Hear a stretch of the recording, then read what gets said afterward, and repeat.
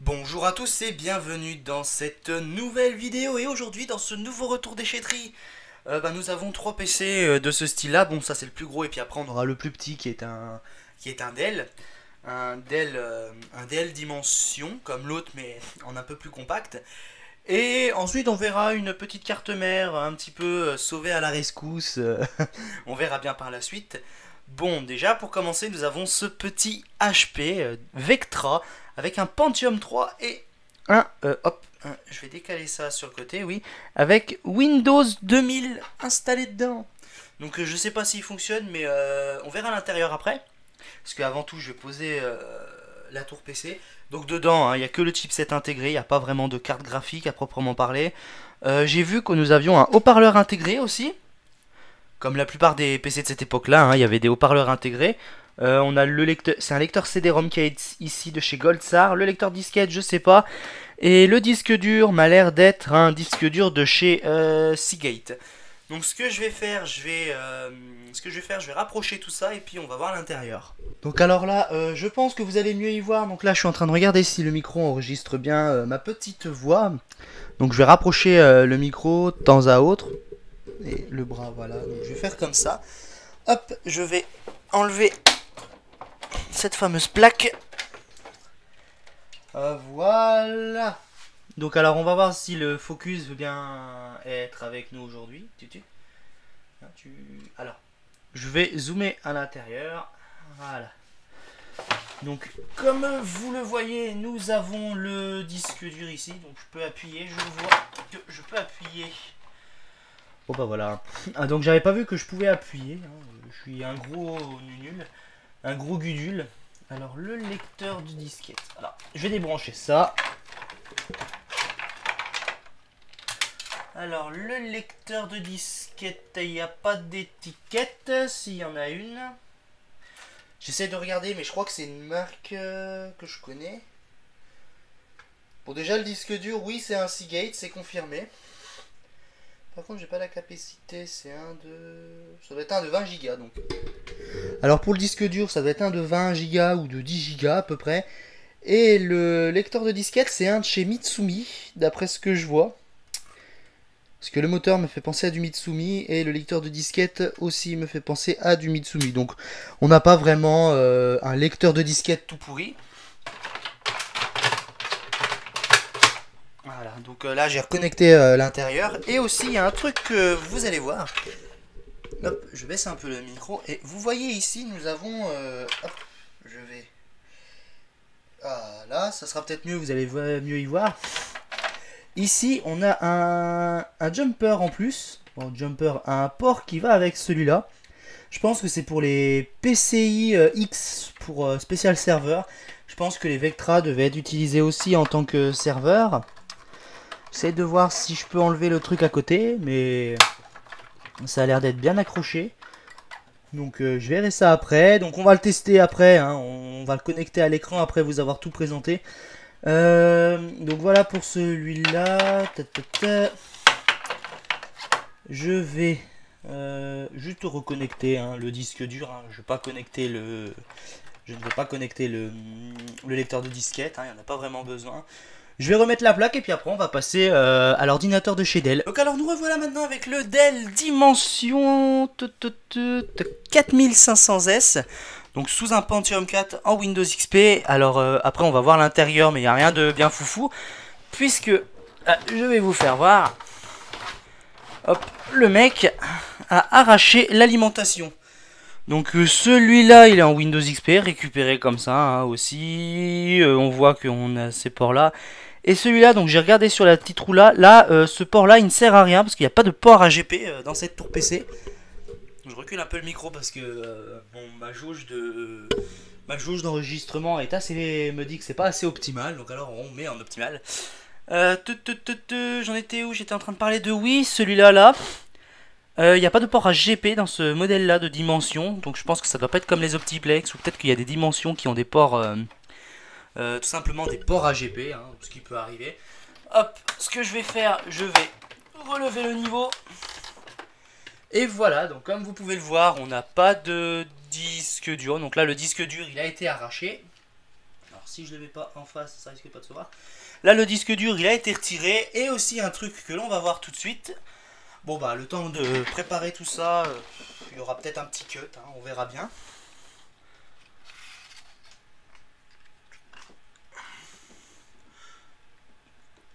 Donc là, Hop. Donc là, vous voyez un peu l'intérieur de la machine. Donc là, on a les fameux ports RAM où il n'y a vraiment pas de RAM, hein. L'alimentation aussi est inexistante. Et là, je vais retirer ça, hein. Donc comme on avait vu sur le Dell, donc je pense que c'était pour rajouter ça, des cartes. Des cartes. Et celui-là, il a une extension pour rajouter des ports. Donc je pense que c'est pour un autre modèle de dimension qui faisait pareil, mais un peu plus gros pour les professionnels. Et vu comme j'ai une alimentation de chez Dell qui est similaire aux Optiplex à ces modèles-là, je vais pouvoir la mettre dedans. Donc ça pourra ressusciter un peu le PC. Et d'ailleurs, un fait intéressant, c'est qu'il a tout pris. Donc un fait intéressant qu'il a fait, c'est qu'il a tout pris, sauf une chose. Il n'a pas pris notre petit microprocesseur qui est plus puissant que les premiers Pentium 4 que j'ai comme ça. Donc c'est un de 2,4 GHz. Donc c'est les Pentium 4, hein, les tout premiers Pentium 4 en processeur de ce genre là. Donc voilà, hein, qui a été aussi dans certains ordinateurs portables à une certaine époque. D'ailleurs j'ai un Sony qui est comme ça, mais je ne l'ai pas ressorti parce que tout simplement ça servait pas à grand chose. D'ailleurs il faudra que je regarde ce que je vais en faire de celui-là. Hop, hop. Comme ça, la carte graphique est remise. Donc comme je vous disais, on n'a pas de port AGP, hein, on n'a qu'un port PCI. Ce qui peut être problématique, mais vu comme on peut retrouver des petites cartes PCI pour pas trop cher sur eBay en carte graphique, c'est faisable, hein, on peut trouver d'occasion. Et là, on a deux cartes, donc une carte Ethernet, donc je sais pas un petit peu ce que c'est comme carte Ethernet. Et là, nous avons tout simplement un port pour le modem, donc ce qui est classique pour ce genre de PC là. Mais rien de bien foufou pour cela. Donc voilà, donc un petit PC qui pourra me servir. Qui me servira peut-être, hein. Je verrai voir ce que Linux me dira sur un petit peu les aspects de cette tour. Voir s'il n'y a pas vraiment de problème matériel. Parce que c'est avec Linux que je regarde souvent s'il n'y a pas de problème avec les chipsets ou des trucs comme ça. Donc c'est ce que j'ai fait, avec certains PC quand ils ont des problèmes graphiques ou des trucs comme ça. Donc voilà, donc le lecteur CD, on n'a pas regardé le lecteur CD, mais vu la gueule qu'il a à l'avant, ça m'a l'air d'être du Hitachi. Non, c'est du Samsung. Bon bah le lecteur CD c'est un Samsung, donc non, je pensais à un Hitachi LG. Bon, bah, je pense que celui-là il aura sa petite vidéo dédiée. Bah voilà, bah ça s'est remis tout seul. Hop. Je remets la petite nappe et puis avec la petite nappe à mettre. Hop là. Donc voilà pour celle-là. Donc ce qu'on va faire, on va passer à la dernière trouvaille de ce retour déchetterie où j'ai laissé 2-3 petits câbles pour que vous voyez un petit peu l'ampleur des dégâts, hein. Bon, il n'y a pas vraiment de dégâts matériels sur la carte mère, mais c'est surtout comment le mec il a fait pour le principe que j'ai récupéré cette fameuse carte mère. Donc alors nous revoilà pour le dernier objet du retour déchetterie avant de tester le PC HP pour voir s'il tourne bien. La dernière carte mère était dans un PC Fujitsu Siemens. Alors comme vous voyez, hein, j'ai laissé ça et ça, hein. C'est ce qui venait d'une alimentation que j'ai gardée du coup parce que je voulais l'acheter au départ. Et j'ai eu une idée de faire un petit switch avec. Hop, je l'ai là sur le côté. Elle est là, la fameuse alimentation. C'est une alimentation de chez FSP, hein, une très bonne alimentation. Celle-ci, elle fait 300 watts, hein, elle excède pas plus. Alors le modèle, c'est une ATX 3025. Et j'ai regardé sur le web, c'est une 300 watts. Il n'y a pas bien rien de foufou à faire. Et voilà quoi, donc il n'y a pas vraiment gros souci. Donc celui-là, vu comme les câbles sont assez longs, je vais voir ce que je peux faire avec les câbles restants et puis voir si je peux faire un petit switch pour un petit projet personnel. Parce que comme ça, hop, c'est d'une alimentation et puis celle-ci, elle produit le courant en 12 volts ou tout le délire qui va avec. Donc voilà, donc une petite alimentation que je pourrais peut-être recycler en petit quelque chose. Alors aussi, donc voilà, donc ce que j'ai récupéré dedans, bon, bah, il y a la petite plaque PCB, pardon. Et aussi ce lecteur CD de chez Sony. Donc j'ai vu en façade que c'était un Sony, mais j'étais pas sûr. Et quand j'ai vu Sony NEC OptiArc, ça m'a fait super plaisir parce que c'est les lecteurs CD comme ça de chez Sony ont tendance à être assez qualitatifs par rapport à la concurrence. Après, ça dépend vraiment de son utilisation, hein. Si on fait des utilisations intensives sur CD, les Hitachi, LG ou les Samsung ont tendance à s'user assez vite par rapport à des Toshiba, des NEC, des Sony ou des trucs comme ça. Bon là c'est parce que là c'est des trucs de bureau, hein, mais ceux-là, je suis vraiment pas déçu par ces lecteurs CD là, hein. C'est pas comme les Hitachi LG. D'ailleurs, un Hitachi LG est dans mon petit Shuttle XPC, hein, donc, parce que c'est le seul qui allait dedans, parce qu'il faisait graveur, et vu comme je me sers pas mal du graveur, pour les trucs USB et tout ça, ben... pas pour les trucs USB, les programmes d'installation et tout, ben ça va très très bien. Hop là. Donc maintenant qu'on a vu un petit peu ce que le gars nous a laissé, on va enlever les fameux câbles, les fameux petits câbles. Et donc là, nous avons une carte mère de MSI, hein, c'est une G41M P25, avec deux sockets de RAM qui me fait penser à de la DDR2. Ça serait de la DDR3, le bloqueur, il serait un peu plus en avant. Ce qui est un petit peu problématique. Là, là, il faudra que je regarde, mais il se pourrait que j'ai de la poussière, il faudrait que je la dépoussière. Donc, j'ai pas vu le processeur encore, donc on va le voir ensemble, ce fameux processeur, qui m'a l'air d'être intéressant. Donc, alors sur l'étiquette de la tour PC, on avait un Pentium dual-core et une carte graphique qui était, je pense, pas du tout intégrée, mais installée. Wow. Ouais, il y aura vraiment un nettoyage à faire. Je regarde où j'ai mis mon sopalin. Hein. Je ne sais même pas ce que j'ai fait de mon sopalin, donc je pense qu'il y aura une coupure pour le fait du temps que je le recherche. Et puis on se retrouve tout de suite. Après avoir mis du temps à chercher le sopalin, je l'ai enfin trouvé. Enfin, nettoyer ce petit bijou. Et c'est un Pentium, hein, tout simplement. Je ne change pas une équipe qui gagne, je veux juste voir le modèle et voir si sur la carte mère c'est pas trop endommagé. Les pins n'ont pas l'air d'être endommagés. Oh oh, belle pièce, belle pièce. Un E5200 en Pentium dual-core. Hop. Je sais pas si vous allez y voir. Allez Focus, joue avec nous. T'as pas envie aujourd'hui? Bon. Ben, j'ai un Pentium dual-core E5200 qui est avec, et on va regarder un petit peu la carte mère en elle-même. Hop là, donc ce que je suis après à regarder, je vais voir s'il n'y a pas des pins. Non, les pins sont vraiment pas endommagés, hein. Il n'y a pas eu vraiment de dédommagement sur la carte mère. Je ne pense pas que la carte mère ait des défaillances.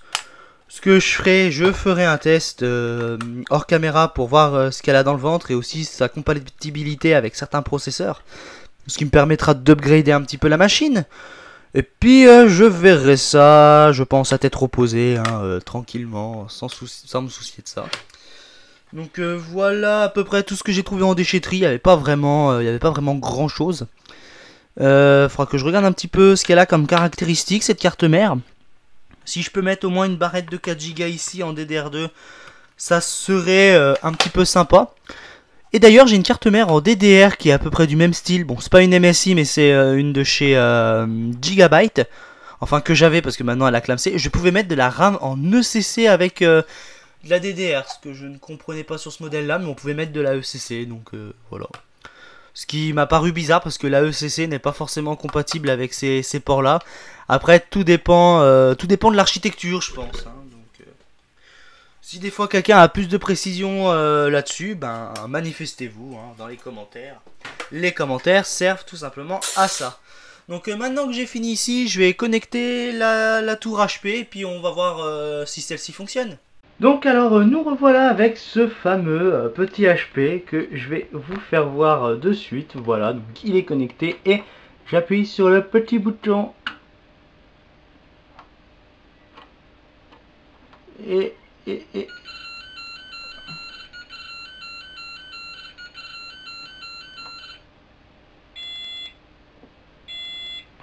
Donc alors voilà à peu près ce que fait la carte mère de ce petit HP Vectra.